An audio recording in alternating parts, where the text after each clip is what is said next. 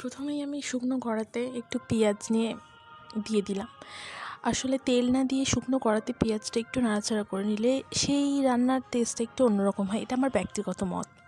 তো বেশ কিছুক্ষণ নাড়াচাড়া করার পর তাতে দিয়ে দিলাম তেল, দিয়ে পেঁয়াজটাকে আবার বেশ কিছুক্ষণ নাড়াচাড়া করে যেই দেখলাম একটু ব্রাউন কালার এসছে তাতে দিয়ে দিলাম রসুন পেস্ট।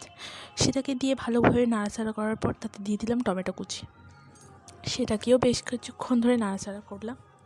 তারপর তাতে দিয়ে দিলাম কেটে রাখা সবজি।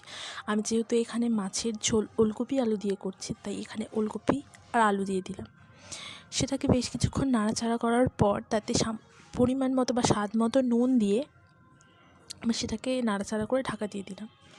2 মিনিট পর ঢাকাটা খুলে নাড়াচাড়া করে আমি তাতে অ্যাড করলাম হলুদ গুঁড়ো।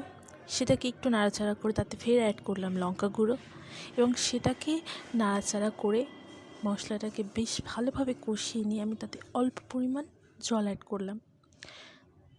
সেটা একটু গায়ে গায়ে হয়ে যাওয়ার পর আমি তাতে অ্যাড করলাম আমাদের মশলা, গুঁড়ো মশলা যেটাকে বলে, মানে জিরে গুঁড়ো, ধনে গুঁড়ো, গরম মশলা একসাথে গুঁড়ো করে রাখা আছে। গরম মশলা অ্যাড করার পর গুঁড়ো মশলা অ্যাড করার পর তারপর সেটাকে ভালোভাবে নেড়েচেড়ে আবার ঢাকা দিয়ে দিলাম 2 মিনিটের জন্য। 2 মিনিট পরে সেটাকে খুলে তাতে অ্যাড করলাম ধনেপাতা কুচি। সেটা দিয়ে ভালোভাবে নাড়াচাড়া করার পর আমি তাতে দিয়ে দিলাম পরিমাণ মতো জল।